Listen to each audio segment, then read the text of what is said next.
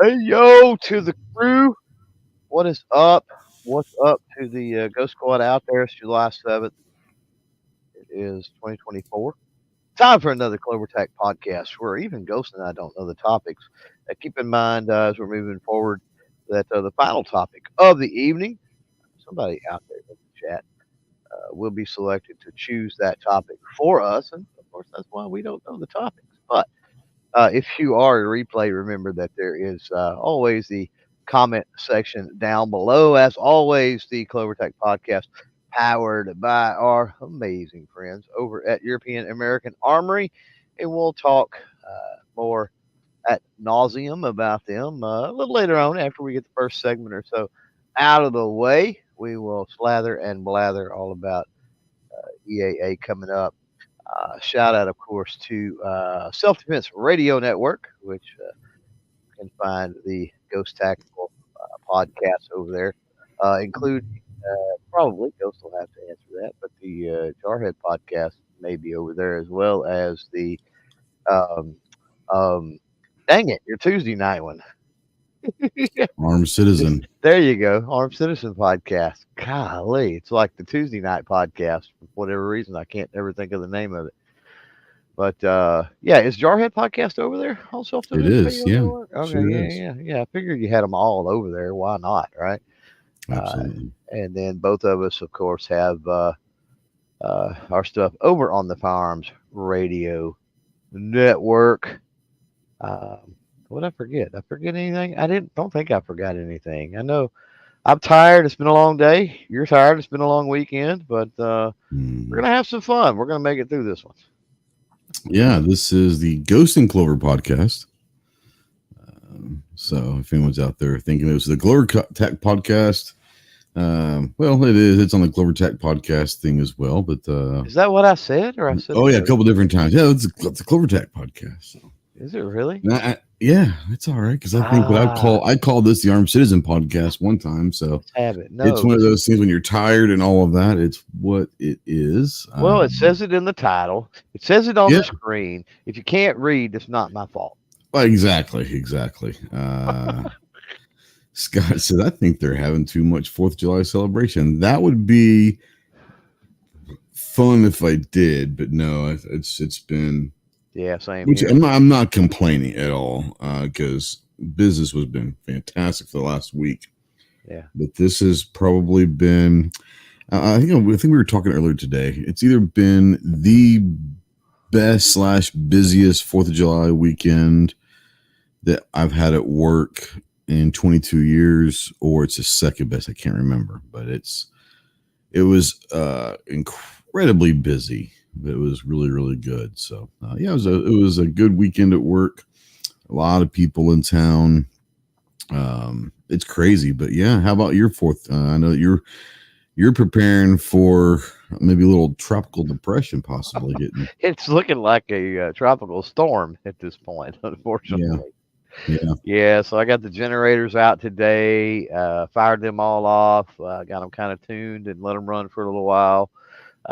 Because the worst thing, I mean, you know this from the equipment you guys have probably there on the course and then just stuff you have around your house, I'm sure. But anything engine wise, if it sits for very long,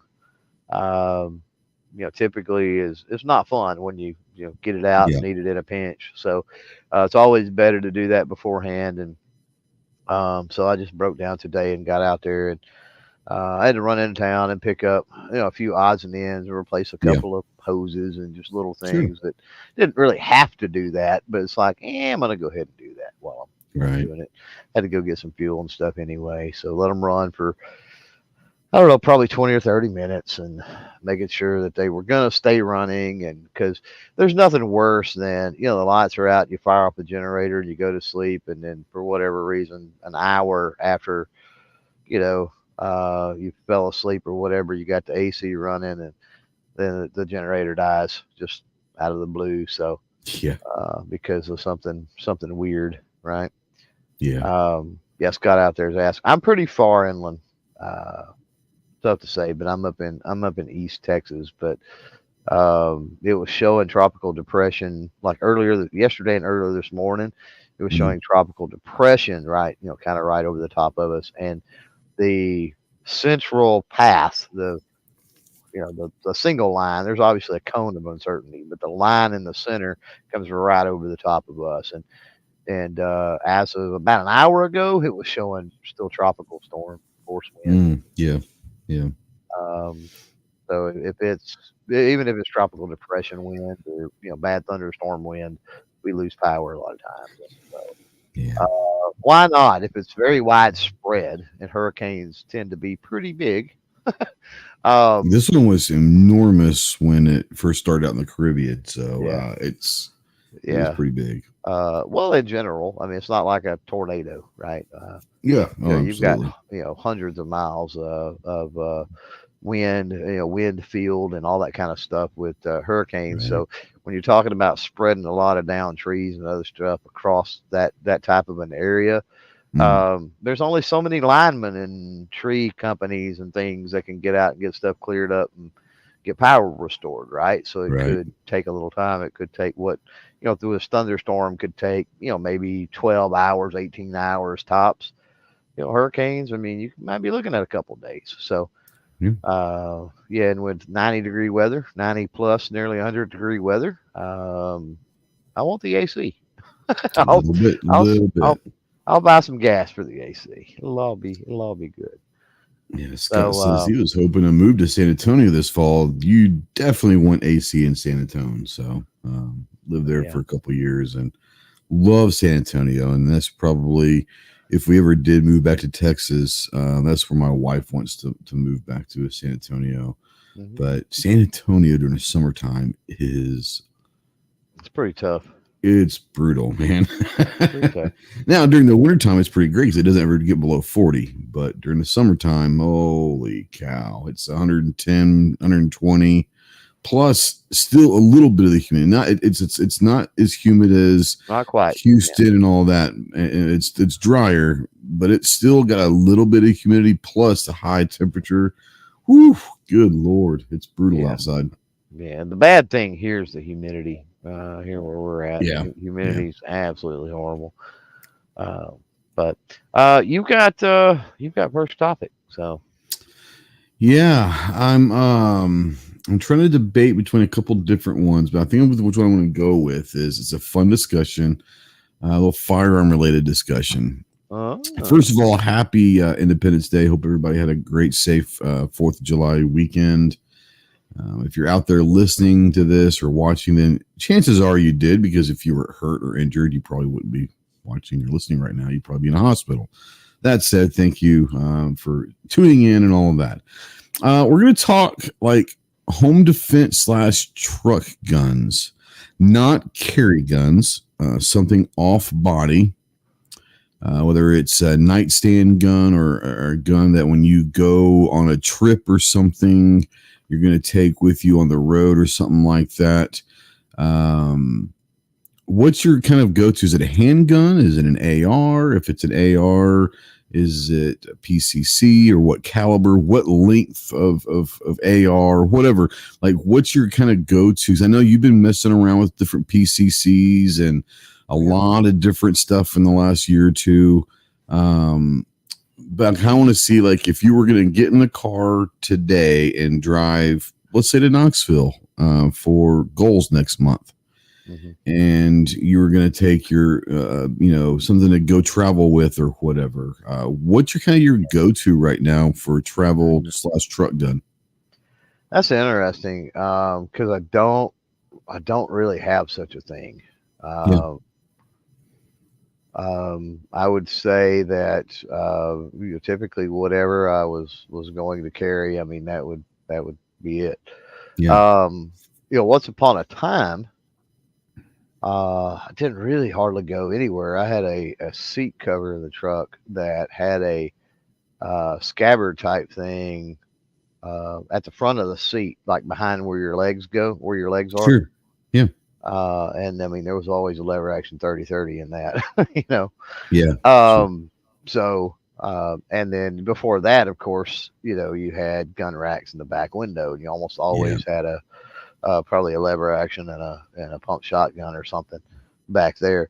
Um, but it got to where windows would get knocked out. So, you know, eventually moved over to that seat cover that had the. It was a really nice seat cover, almost like a saddle blanket or something Yep. designed. Um, and it was kind of a hidden pocket too. You know what I mean? If you put it up in there far enough, like Yeah. nobody would really even know it was there. Um, yeah, nowadays, I mean, I don't really have anything. I mean, I've got some options that I obviously could use or could take. Off the top of my head, I would say that Anderson AM9 would probably Hmm. be a really good choice. Since I have put the pistol brace on that X-Star EP45, Yeah. that could be a choice too. Yeah. Um, that said, the Strybog that I have Hmm. would be amazing. The problem that I see, while I do love 22, my Strybog is in 22, and I don't see 22 as optimal. And Sure. Yeah. so I certainly wouldn't go that route. If I had the Strybog in a 9 or a 10 millimeter, on the other Yeah. hand, I could Yeah. definitely see that fitting the bill. I think that even with the Anderson AM9, the stock is collapsible, so you're able to get a little bit smaller package and all that way with it. Right. Um, I don't foresee a traditional long gun. I mean, I think those days, as far as a truck gun with a lever action or something like that, probably are over. Yeah. Yeah. It's interesting because we travel quite a bit, and we typically always kind of stay together. Obviously, if we're both there, we usually stay in the we rent an Airbnb or whatever. And most of the time, we both bring handguns, and or if we go to shop, I don't bring anything because I don't drive. But typically, if I'm driving, I usually just bring a handgun and all that. But when I go somewhere that I'm driving to, I'll always have something in the trunk as well, and something like that. And so I didn't know if you would still, I mean, obviously not the carry gun, but I didn't know if you did bring something besides a carry gun, which you would bring. Because I know that you, like I said, you've been messing with a lot of stuff in the last year or two, or not? Well, there And may be there may be yeah, something 30 super carry in that genre that yeah, could be. might be in consideration before too long. Yeah. Yeah, that could happen too. How do you like that round so far? I don't have much experience. I've had All a right. a magazine at Shot Show a couple years ago or whatever is my only experience with 30 Super. Not that I disliked it, I just didn't do anything for me. But I know that you've actually Yeah. had some pretty extensive work with it here lately. So how are you feeling about that I've round? got well, first of all, I've got a lot more playing around with it to do, and I think Mm-hmm. a lot more minds will be changed as I do because I've learned a lot that the vast majority of people don't have a clue about when it comes to 30 super carry, Yeah. because that the information is just not getting put out there. Right. There's just not that many interested in it enough to do that, and we all know that YouTubers and stuff, we kind of do what we want to do, right? Yeah. And if you don't want to, like you with revolvers, for example, you don't have a lot Mm-hmm. of revolvers on your channel because you don't care to mess with them. Yeah. Sadly, a lot of people, a lot of YouTubers just have not cared to really deep dive into 30 super carry much. Yeah. And that's a disservice to, in Well, there my hasn't been a opinion. whole lot of options out there, This either. is So true. Yeah, this is true. But that's a little bit of a disservice to a new cartridge and stuff. There needs to hmm be good info out there and lots of it. Um, that being said, I was intrigued from day one, which was I think Shot Show or something when it debuted. The first trigger pull and stuff. yeah, I But can't like you remember. I can't said, remember. It was maybe 2 years ago at Shot Show. I think it was. yeah. Maybe I might be wrong about that. But like you said, there just wasn't any options. It was at Smith and Wesson, and I'm not a fan of Smith and Yeah. Wesson auto loaders. Never really have Right. been. And then there was super expensive Nighthawks or something, right? Right. Yep. So when the PD10 came around in 30 Super Carry, it was like, okay, now I'm getting on board. Like now we might can play around with it and do some stuff.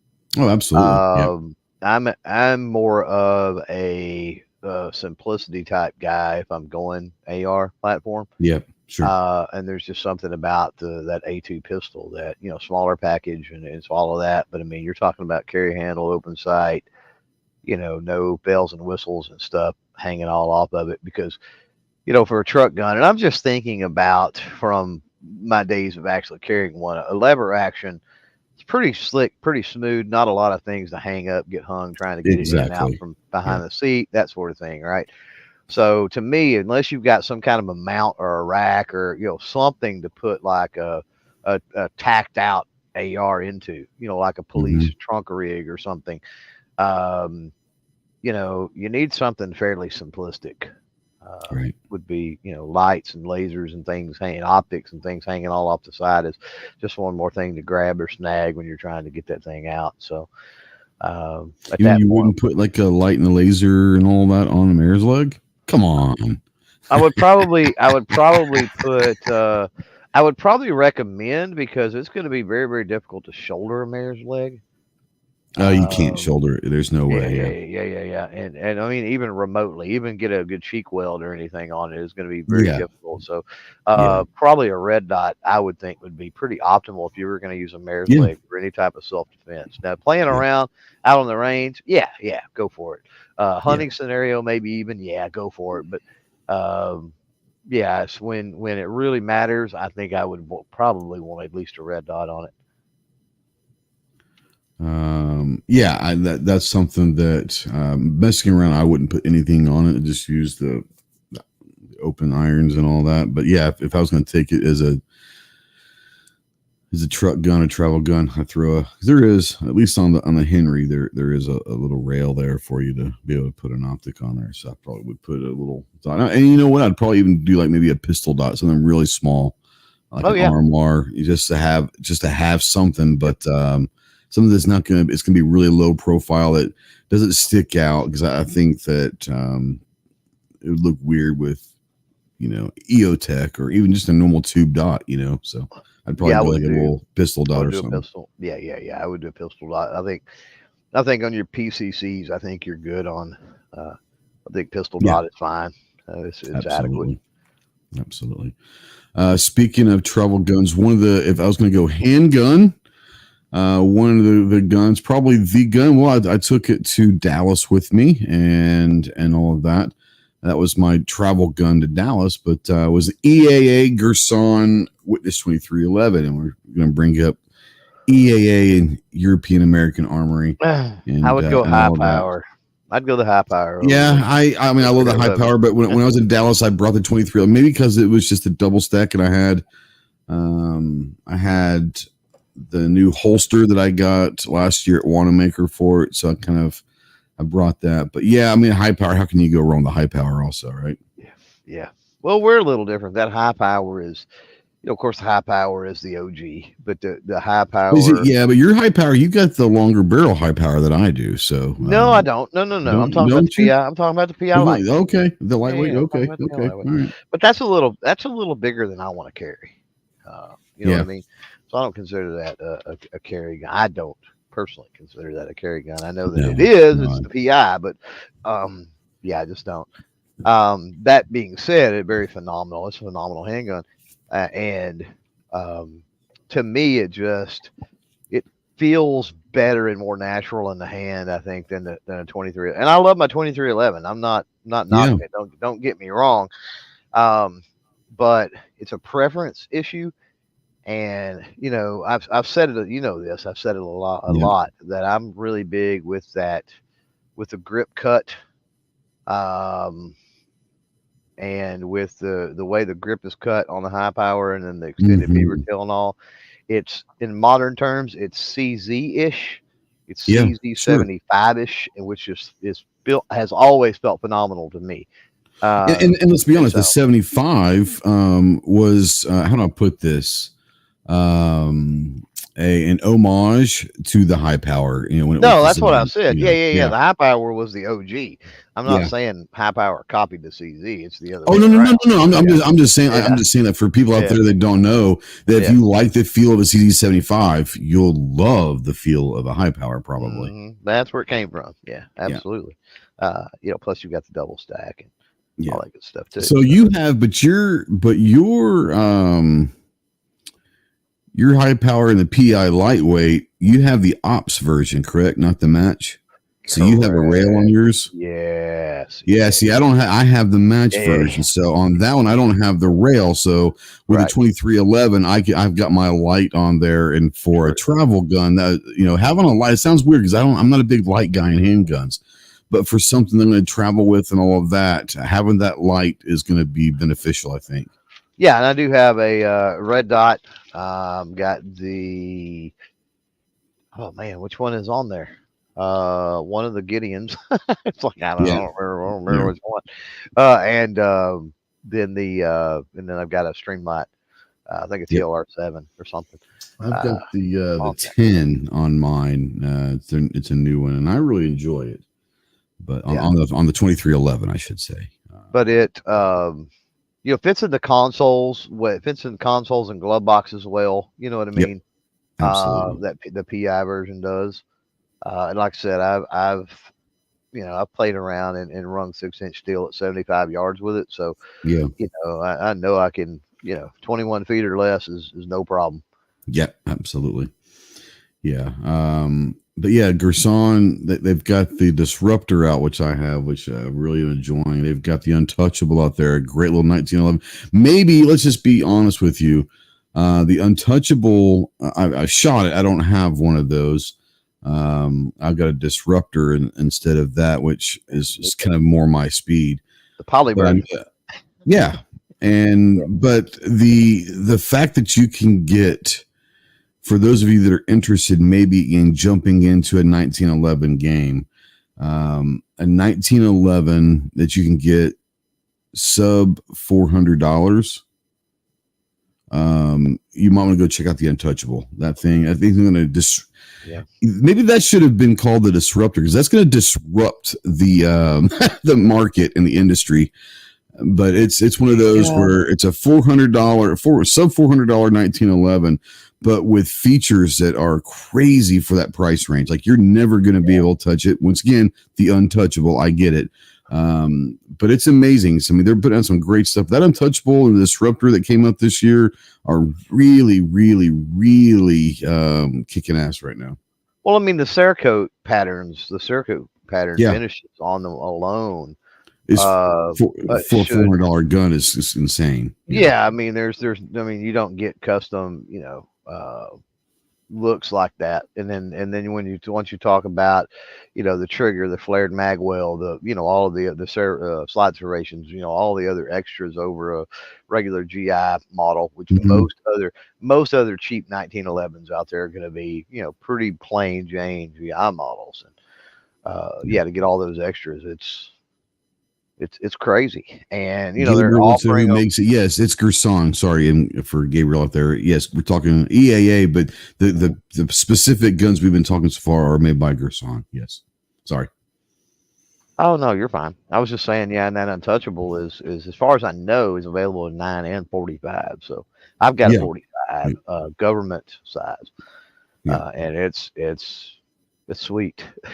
I wasn't a fan of the grip color, but nothing that a can of spray paint didn't fix. So, which color did you get? The green or the black, or what color did you get in the I got Untouchable? the OD camo, Yeah. and it Okay. and it had like a grayish, A black grayish. grayish Yeah. color Mhm. grips, and I love the grips. Don't get me wrong; it's almost like a golf ball style texture.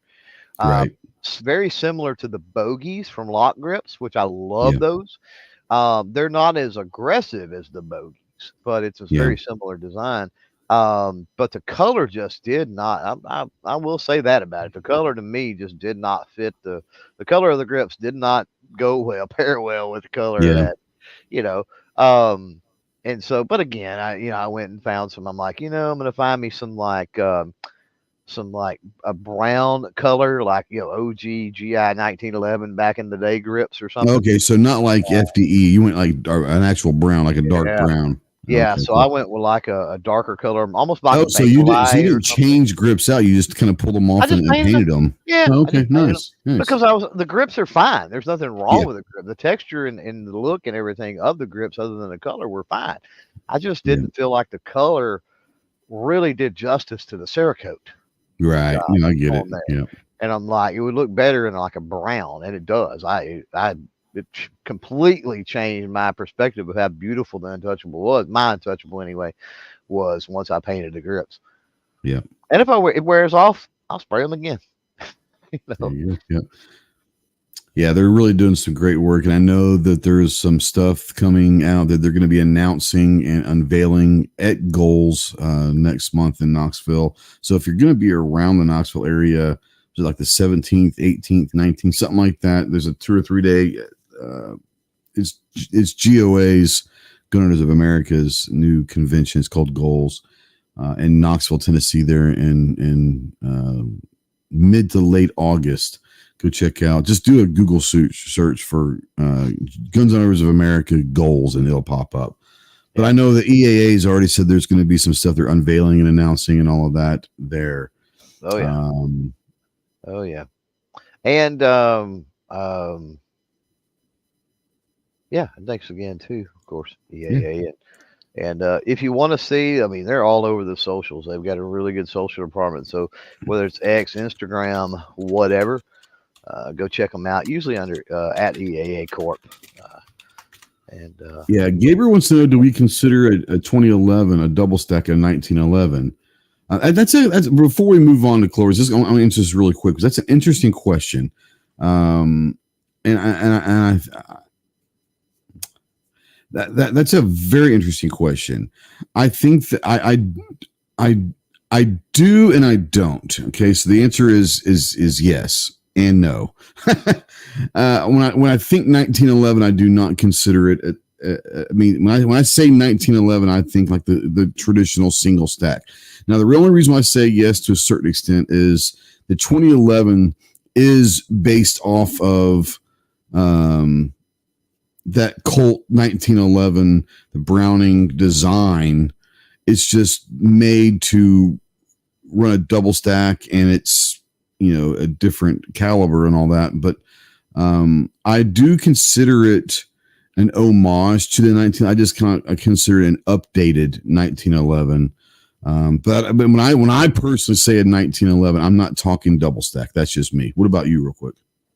I'm going to give a short answer since our format here is not really to go down rabbit holes. Yeah, I know. I'm going to give a short answer. I'm going to give a short answer, and I'm going to say no. And then everybody out there that's got the questions that I see from Scott and Gabriel and Jacob and all the rest, save those questions, and you may get a chance to ask those, and we'll cover that in our final topic at the end of the evening. There you go. It's a great question. I should have done short that. answer is no. I'm not very smart. Yeah, short answer is no. All right. What's your topic? Oh, real quick, guys, make sure that you stick around because after this is over, we start talking about the random viewer talk that Clover just talked about. But you must be here in a few minutes to be eligible for that. So hang around. Here we go. Yep. So, yeah, I want to do a top 5. Oh, I like you. I don't remember the last time we did a top. It's been a while. Yeah. I want to do kind of a top 5, random order, of course, type thing. Sure. And I'm going to take us away from the gun conversation. Okay. I was, jamming out in the car a couple days ago and got my USB drive stick thing that I plug in, and I don't even know how many songs is on it, but a bunch and a huge variety. And the whole idea of soundtracks. Movie man. Soundtracks. So I wanna go down a rabbit hole of top 5 movie soundtracks. Now I do want to caveat this by saying I'm gonna consider certain things ineligible. Oh, okay. Bohemian Rhapsody, for example, that's a documentary style movie about on Queen. Yeah. What's the Johnny Cash one, like Walk the Line or whatever? Yep. No. obviously if there was the recently there was a movie about Elvis, I think. Like I didn't Right. watch it, but like so no. If it is about a band or a music artist, it needs to be about a fictional character or at least a fictional representation, Mm. maybe, of a character, if that makes sense.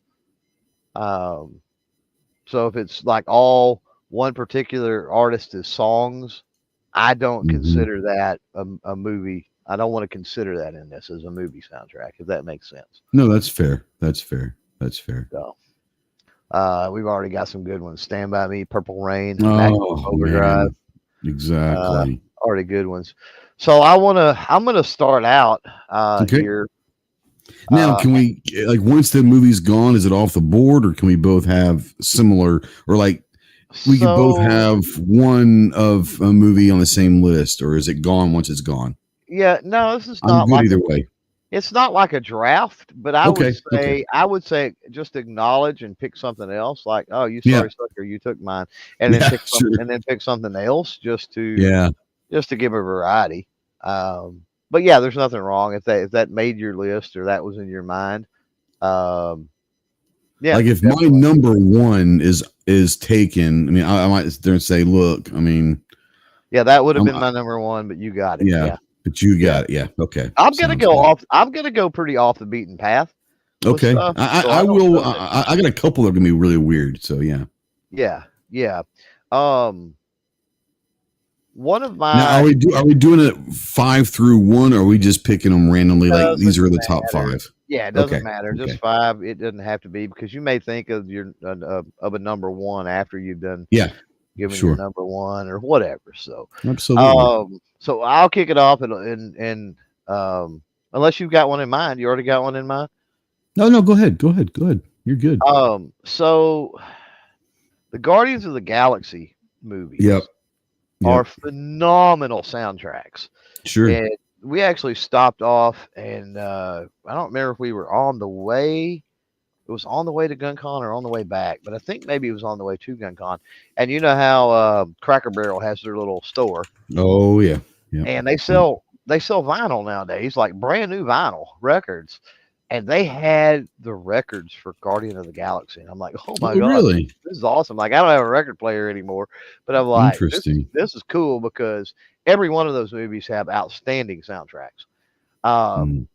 so I would want to pick the best. Now, I think the original. I think the original, the first Guardians of the Galaxy, probably is the best soundtrack. So that would be my first one. Um.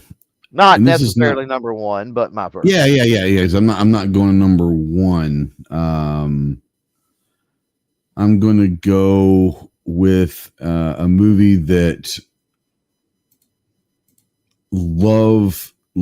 love.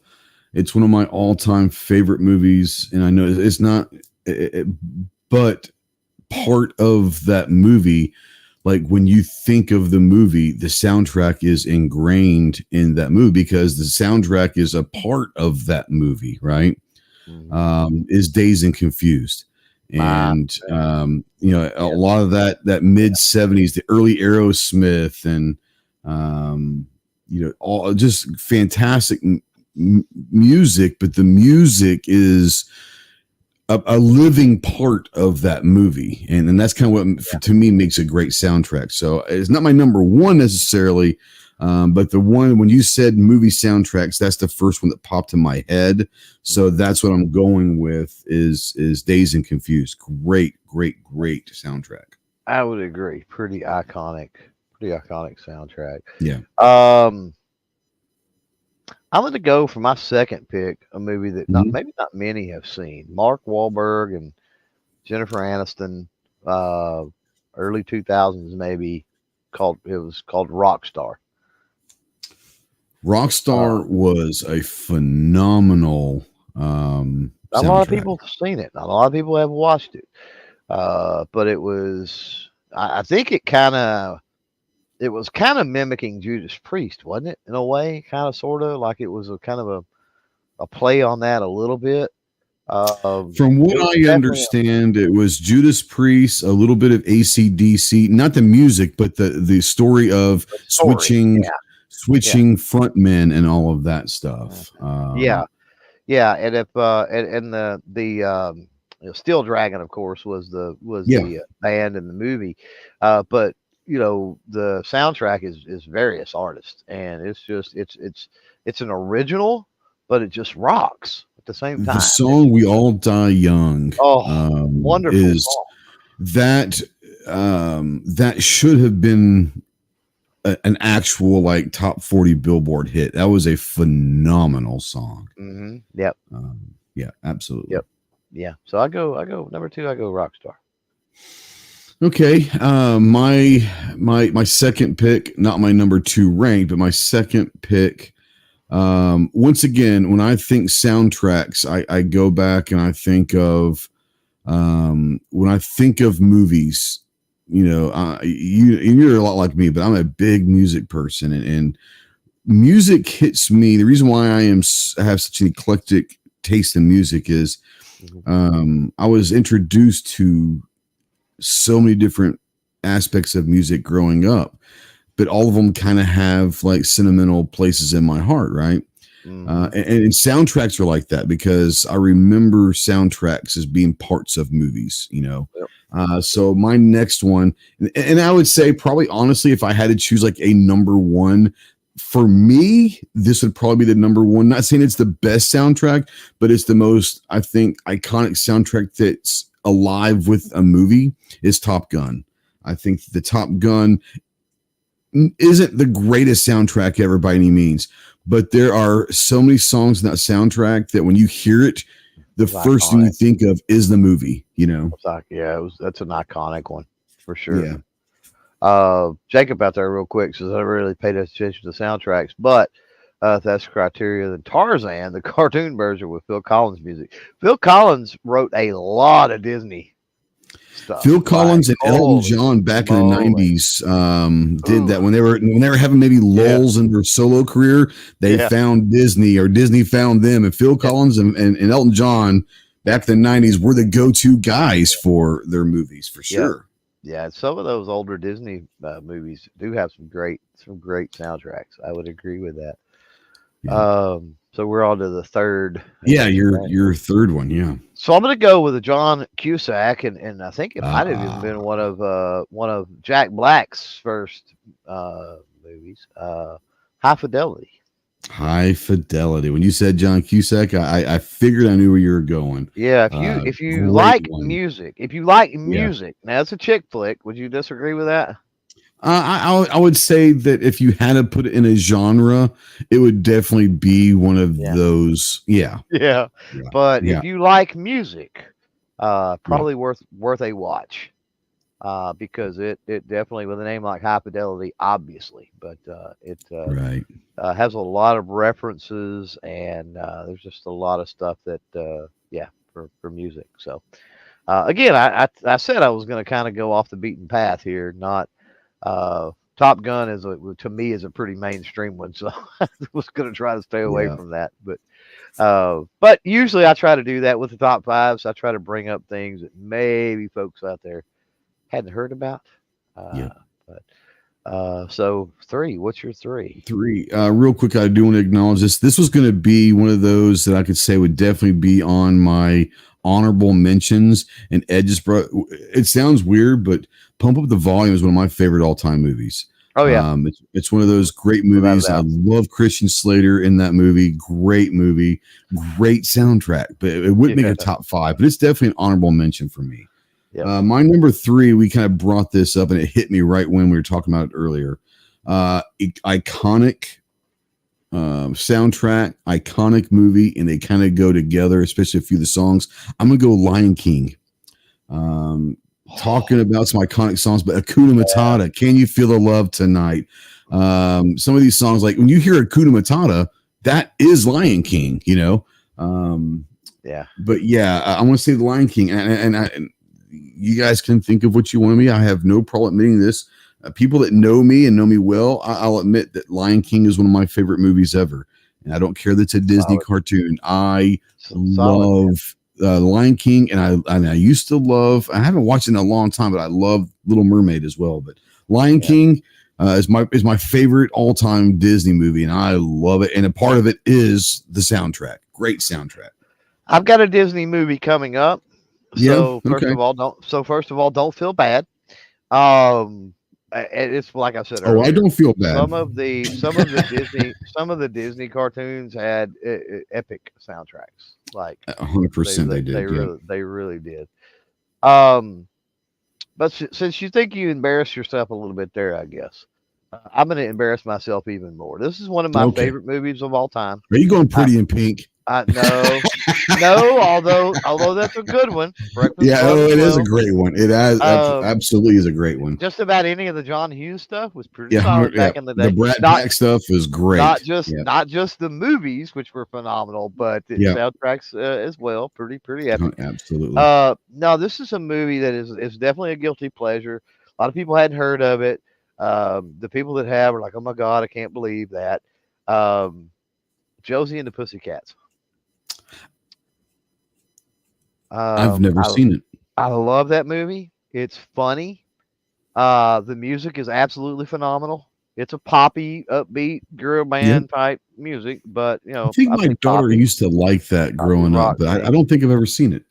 I mean, Josie and the Pussycats, if you watched old school cartoons like the Hanna-Barbera stuff, Jabberjaws, and obviously with Captain Caveman and that era, that kind of genre, or the comic books.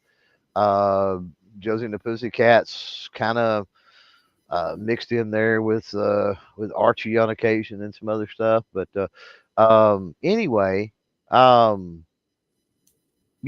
phenomenal movie, phenomenal soundtrack. It's just fun. I don't know how else to put it. Right. It's just fun, a fun one. So that's my guilty pleasure. What, number 4? Number 4. Number 4. Yeah. So my number 4 is going to be a movie that I watched last year or whenever it was, when it first came out. It popped up and it was a Netflix movie. And that's not shaming, because Netflix has come out with some phenomenal movies. By the way, if you haven't seen it, since you mentioned Netflix movies that have popped up, we're going to side tangent here for just a quick second. Axel F. If you are a Beverly Hills Cop fan, I had no clue. I had no clue Axel F. was a Netflix movie. I thought it was coming in theaters. I turned on Netflix the other day. Axel was there. Ago. I watched it. I'm telling you, if you are a Beverly Hills Cop fan, you will not be disappointed. Yep. Obviously, you agree. I do. Watched it a few days ago. I mean, they brought back as much as the original cast, as if not everybody. I'm not going to give anything away, but there were even a couple that I was surprised they brought back. Yeah. Yeah. Agreed. Yeah. Oh, Pure Country. That's a great one out there. Original Transformers. Yeah, that was a great one too. Pure Country gets borderline with my rules. That was because it's just a straight up. But George Strait played that character, and it was all him. It was all him. Yeah. Yeah. That was an excuse to put him in a movie. Is let's just make him the character. This is true. Yeah. But this Netflix movie, it came, I think it was maybe last year, I don't remember. But it kind of popped up on my feed on Netflix, and I don't even know if it was like a big one over there. I enjoyed the movie. It was a pretty good movie. But it was called The Killer, and I enjoyed. It wasn't like a oh my God, you got to go see this, but I enjoyed it. I would watch it again. It was good, but the entire soundtrack is his favorite band of all time. He's an assassin and all that. Is the Smiths. So that's the reason why I turned it on. Because I was like, oh, this kind of looks like a movie that I would like, an assassin doing this, and let's go see what this is about. And then within the first 2 minutes of the movie, the Smiths is on his iPod or whatever, and throughout the entire movie, it's the Smiths being played. And so that kept me on the movie. I like the movie, but I like the movie much more now because the soundtrack was the Smiths. So, and you guys know how I feel about the Smiths. So, yeah. Yeah. I think it's called The Killer, I believe.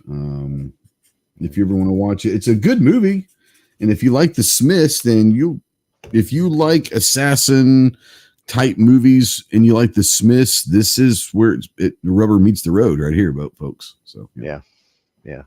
So what's your number 5? 5, last one.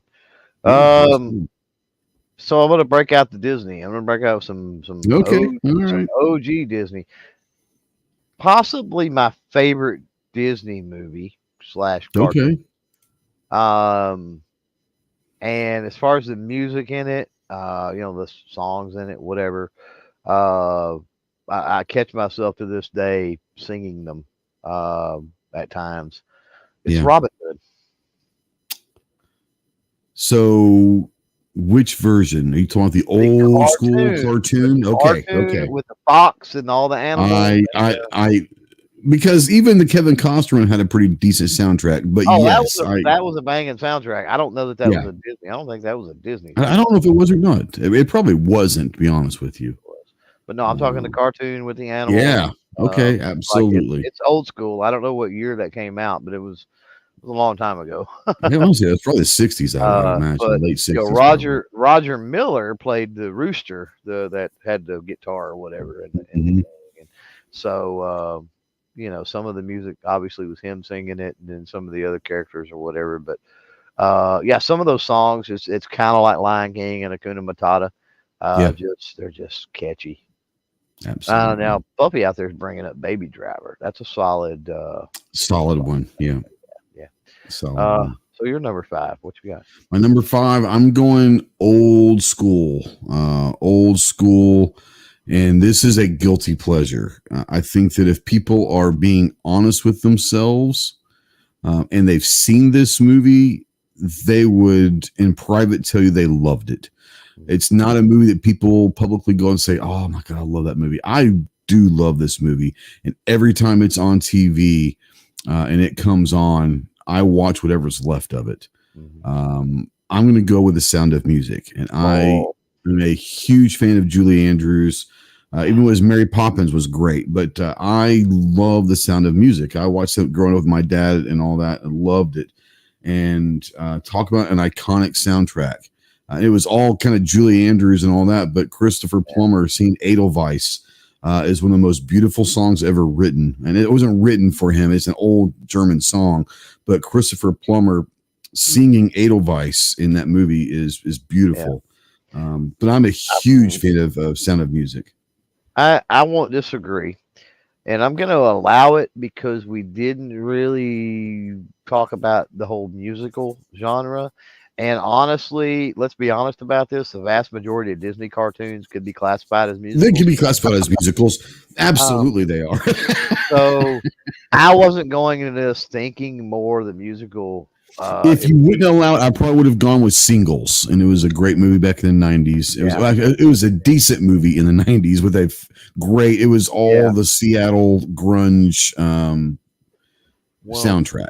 Yeah. Since you mentioned that, and then since you did bring up a musical, I'm going to throw a musical mention in there. Okay, sure. Seven Brides for Seven Brothers. Oh, okay. Phenomenal music, phenomenal soundtrack. It is on the playlist on the USB drive in the car for sure. Love it, absolutely love it. So there you go. That's fair. Folks. I like it. I like it. Yeah, thanks for Fluffy throwing Gone in 60 Seconds. That is another salty. That's a good one. Sure. Yeah.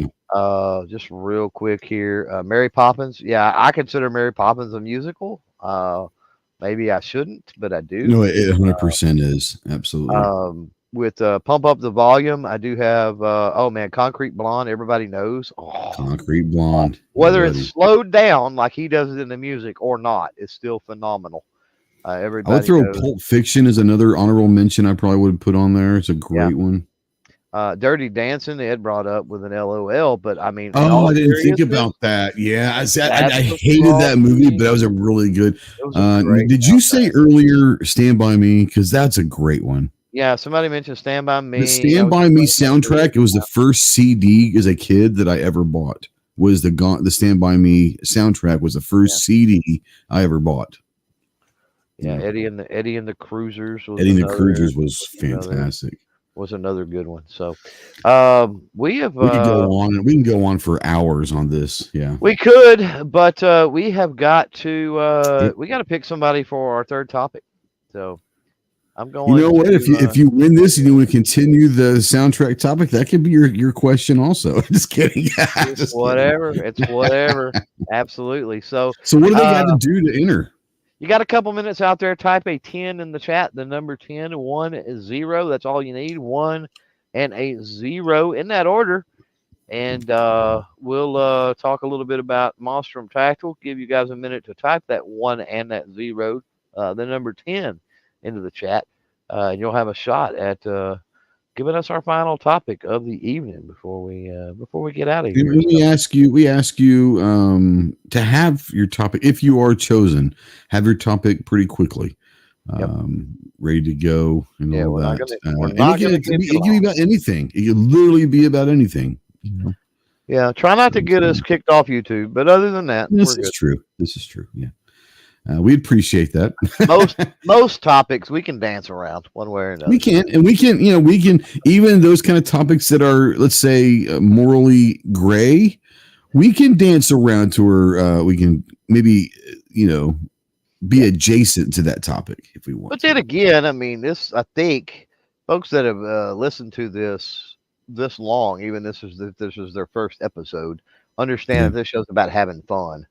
absolutely. So I can't think of a time where we've really had a hardcore, serious like topic, and No, I really like that for the folks out there that are listening and the folks that have suggested topics. You get the point of this show. The point of this show is exactly, to kick back and let's have a little fun exactly. on a Sunday evening. So, yeah, 1-0 out there, 1-0, and you'll have a shot to pick it. We're not gonna say it again, but we are going to talk about Monstrum Tactical Monstrum for just a minute. Tactical. Yeah, great company. Not just an optic company. That's what they do best, and that's what they're known for. But they do other things. They have great mounts and rings. But where they become and they get their bread and butter, and where they become an industry staple and a leader is in the optics game. They have made the conscious decision in the last probably 5 years to own that budget friendly optic where you're getting the probably the best value pound for pound optic versus price there is in the game. And there's some great optic companies. We work with a lot of them, but Monstrum has really separated themselves from a lot of these companies that say we refuse really to go high end. They could, but they want to keep their optics affordable for the consumer and the end user, which are all of us, but still deliver a huge punch for the price. And whether it's red dots, it's LPVOs, it's prisms, it's soon to be maybe even some handgun optics. Man, Monstrum is great, but like I said, they have fantastic mounts and rings. That a lot of people don't realize that they're into that game as well. But yeah, I've been working with them since 2018, and really do enjoy Monstrum. Love their stuff. And if you're looking to get an optic and you're new to firearms and you're listening to everyone saying, "Oh, you got to go to this company, this company, this company," or you're trash. I'm telling you, throw into the decision process is Monstrum because you're going to be able to find an optic for a fraction of the price of some of the big dogs that's going to give you the same amount of quality for it. So it's fantastic. Monstrum, man, you guys are having a conversation out there, huh? Yeah, yeah, it's all good. Scott is out there. Hey, you were on a roll, man. So I'm like, okay, I'm gonna take the opportunity There you to go. address Scott's question. Even though Scott asked Absolutely. that question on your channel, not mine, when we're Yep. streaming on 3 channels, my channel, Ghost channel, and the Ghost and Clover channel. Which we do So ask everyone to go over there and I check thought out the that was a Ghost and little, Clover. I thought that was a little rude that he asked a specific question of me on your channel but it's okay. We'll give him a pass. You're lucky he's on my channel and acknowledges your existence. This is true. Just like the people on your channel that we don't share would never acknowledge my existence because this is probably. No, but Scott knows you. Scott knows you from the Armed Citizen podcast every week and all that. So it's all good. Let's spin the wheel. Let's spin it. Spin it. No whammies. No whammies. No whammies. I don't know where we're at, but we're like at the top of the hour, so we got. Yeah, we are the top of the hour. So boom, Gort. Whoop whoop. Gort, you've got about 30-ish seconds to throw your topic in the chat, or we spin this thing again, and we will do it. We will. Don't think we won't. We're not waiting on you. That's not the way this works. We're not here to serve you. You're out there to listen to us. No, I'm just. What's that? Oh God, man, it was one of my favorite shows. What's his avatar of? Oh my God. What show was that I loved back in the 70s? Gort's avatar there has popped up. What's that of? I can't remember the name of it. The show. Golly, I don't know. I don't remember. But I mean, I see it, but I don't remember the day there. Yeah, I can't remember. Mandatory carry says anyway. No, maybe that's not what I thought it was. Maybe Gort put the number in left to you. So that's it. We're spinning again. I'm not waiting. Let's do it. Drawing again. That's not what by the way, the day the Earth stood still was not what I was thinking of because that did not sound familiar. And fixed. Oh, fix out there. This could get interesting. So you got 30 seconds, fixed. We're running up against the clock here big time. So yeah. Mandatory Carey said that he think Gort is the robot's name. Yeah, maybe. Could be G-O-R-T. Yeah. Well, it is the avatar of a robot too, so that would make the robot AI had a sense of humor, which I don't know if they do or not. Maybe that's what happened to Gort. Put in 10 and then he had to reboot. I mean, interesting. So we're waiting on the fix. I don't know. Mandatory carry. Maybe he paid his HH. I don't know what that means. I don't know what that means. We need a topic. We need an actual topic. Not. Is he saying let's talk about uppercase versus lowercase letters? I don't know. I don't know what he's saying.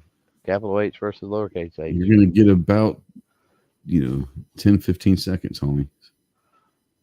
Our homette. Yeah. Yeah, we'll wait just a second. And then it'll be between Mandatory Carry and Jacob. In fact, I'm going to go ahead and there we go. Convince Carey that PCCs are good guns. Oh, that's easy enough. That's easy. You want to start out with this one? Go for it. Go ahead. You're the PCC king.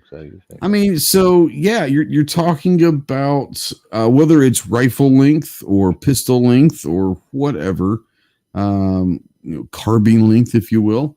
I think where it has gone into is, and when I think PCC, I think AR platform, and that may not be what Clover thinks of. That might not be what you, but I think AR platform. And it's something that's in a pistol, let's say less than, I would say that 10.5, whatever, maybe 7.5, 5.5. But a PCC for me is going to give someone the opportunity to have a rifle length or pistol length AR that will shoot 9mm, 10mm, 45, maybe even into some other cartridges, a 380, if you will. I don't acknowledge PCCs in 40 Smith & Wessons. I think that's a travesty, but I will not acknowledge that. But no, I think the biggest thing for those is they're usually you're able to get into an AR platform and typically maybe a pistol length for maybe a home defense or truck gun or whatever, or just plinking. I would say 22 LR. I'll let Clover discuss that. I do consider the 22 LR would be considered AR. It would be a PCC.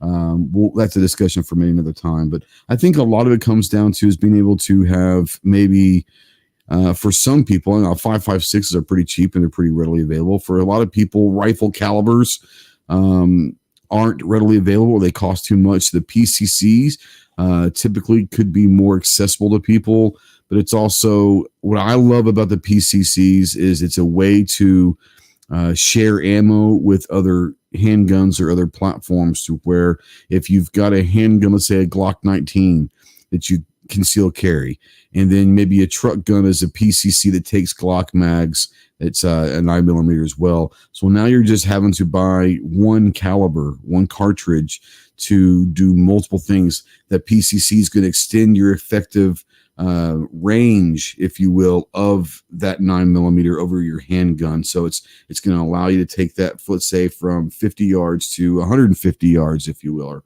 or whatever. So there's a lot of advantages. I think for me, it comes down to being able to share ammo, share magazines, to where a lot of people can just have, one magazine and one ammo, and it can go over multiple platforms.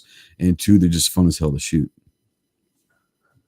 So I'm going to come at it from a FUD angle, and I think Mandatory I Jerry knew you will would. appreciate that. So, do you consider 22 LR a pistol yes, caliber? yeah. It's crossover, but it doesn't Yeah. matter. 6 in one hand, half dozen in the other. Sure. Yeah. If somebody refers to it as a pistol caliber, I'm fine with it. So because originally it kind of was, 22 anyway. So it took me a while to come around to the idea of modern PCCs. And it really was kind of realizing the history that led up to there, and like it really wasn't a groundbreaking thing. When you think about a pistol caliber cartridge or a pistol cartridge being shot out of a longer barrel, which is obviously carbine length, right? You're not really talking about the things like the X-Star or the correct. You're not really even talking about that. Those are pistols. Those are pistols. they may have braces on them, but they're pistols. They're not carbines, right? So if we're talking pistol carbines, the Wild West was full of them. Yeah, like there were lever guns out the wall. Lever guns, absolutely. In pistol cartridges, and then when you got up into sub guns, right, into World War I and II and other stuff, that was like OG, pistol carbines at that point, right? So the idea has been around for a very, very, very long time. I think where it's kind of morphed or evolved would be a better word, is with the advent of braces. Correct. Yes. A lot of your modern pistols, I mean, look at the Tech 9, for example, which with the barrel shroud, of course, would extend everything out. Very iconic, very, what is the word? Whatever. Anyway, platform the Tech 9 is. You put the barrel shroud on, it just looks goofy without a stock to an extent. And there's a lot of things that have looked that way. So, and especially so when you get into a lot of the larger, shorter barreled pistols, right? Yep. And so with the advent, and since the pistol braces, kind of have come along, if anything, and I'm not the hugest, biggest fan of pistol braces. I've said this over and over and over and over again. Sure. From a utilitarian standpoint, I'm not a big fan. What I am a fan of with pistol braces is the way it makes that thing look. It makes it look a whole lot better that it does with just nothing after the grip just or after out the back end. It just, things look stupid that way. Yeah. They got all this crap hanging out the front. There's just no balance to them, right? So I think that in the modern era, if you look at it from a historical standpoint, if you look at it from how that's evolved into being able to have the shorter package, and then now you've got the pistol braces, which actually make them look pretty darn cool. And then with some of the like you said, with crossover with ammo, I mean, when you that X-Star EP45, holy Moses, you talk about just smacking a whatever it is, 240 grain slug onto a piece of steel at 15 yards is just outstanding. And you're doing that from a 21 round, 30 round, I don't even know. Whatever you want it to be. My head, what round magazines that I have for that, but it's man, they're so much fun. That's the angle I would come at it So from real quick, I don't want to take this show any further, but real quick, since we're talking PCCs, I'm not saying which PCC. I don't say which brand, which model. I'm not saying that. What if you could only have one? What cartridge would you use? Oh, that's a good one. Um, right now, PCC. I think probably right now, probably 10 millimeter would be. Mm. I would consider that Yep. the optimal. Yep. And I've only got one, I think, that is 10 Yep. millimeter. But still, that doesn't mean I wouldn't consider that to be probably optimal. Sure. It all depends on what you're doing with it.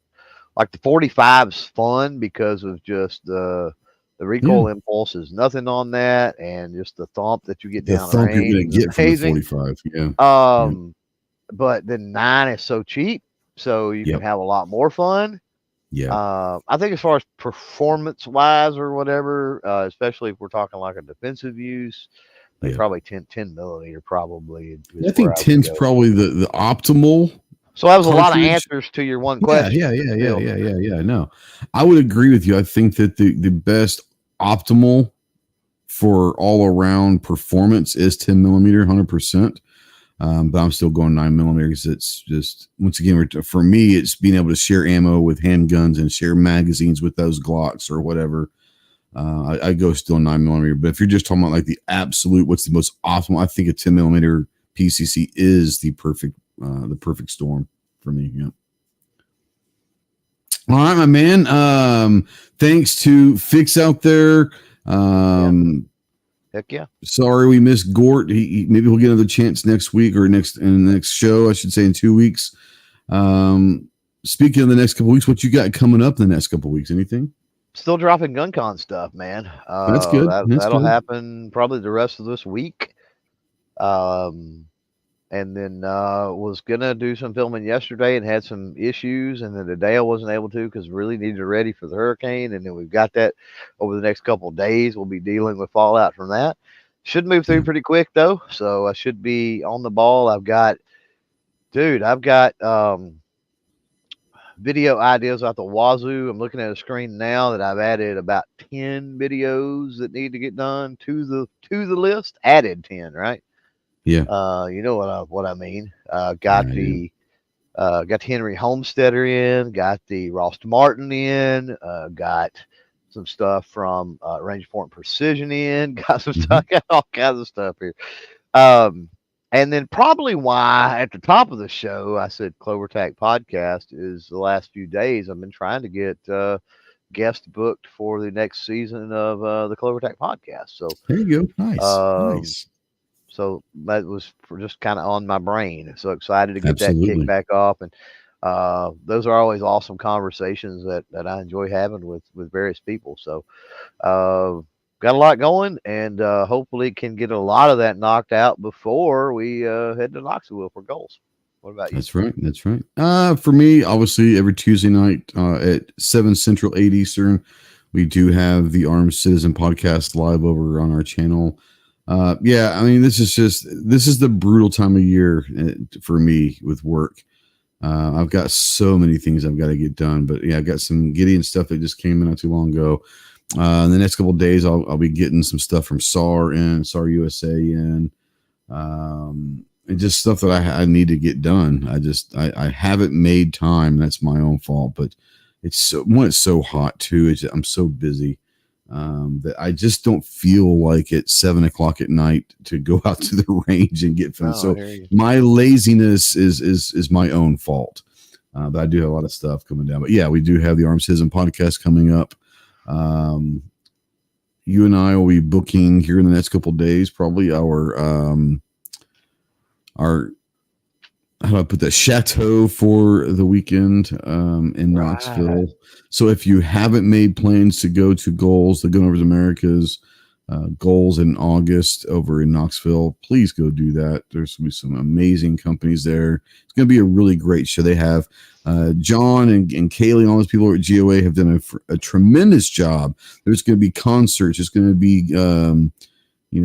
some comedians there. It's going to be a family thing. It's going to be a fun convention. So go check out that as well. I got to talk with Eric a little bit while it Yeah. was. We were all under the tent. It was raining, Range Day at Yeah. GunCon, and he was. I have to imagine he's nervous / excited. He is. I mean, yeah, you hit the nail on the head. But he was pretty talkative, pretty positive about the way things were going, and that, and pretty confident it would be, a regular thing moving forward. So Yeah. it was good to hear that. We hear it from Ginger, obviously, Yeah. all the time, Yeah. and whatever. But pretty good to hear that he seems as excited as everybody else does. Absolutely. Yeah, I'm excited. And I think it's going to be a hit. Obviously, this is the first one. There's probably going to be something that happens or things that happen throughout the show that only happened the first year and all of that. But I think overall, it's going to be a phenomenal convention and looking forward to it. So yeah, looking forward to it. Go check out CloverTac. And if you really want to be weird, check out our channel, Ghost Tactical. More important, go check out our friends over at EAA, European American Armory, and our friends over at Monstrum Tactical. Obviously, we'd love for you to support them as they support us. But if you're not able to support them financially or whatever the case may be, do us a favor. Go over to their social media on Instagram or Facebook or over on X/Twitter, whatever, and comment on one of their posts and say, hey, thank you for sponsoring and helping out Ghost and Clover podcast. It does mean a lot to us, and that helps to let them know that that everyone else appreciates them as well. But yeah, just get out there and enjoy your summertime, man. Just enjoy your freedoms out there. You got anything else before we get out of here? No, we lose him. I'm so boring. I put him to sleep. Salmon skin roll. So you want to be my latex salesman?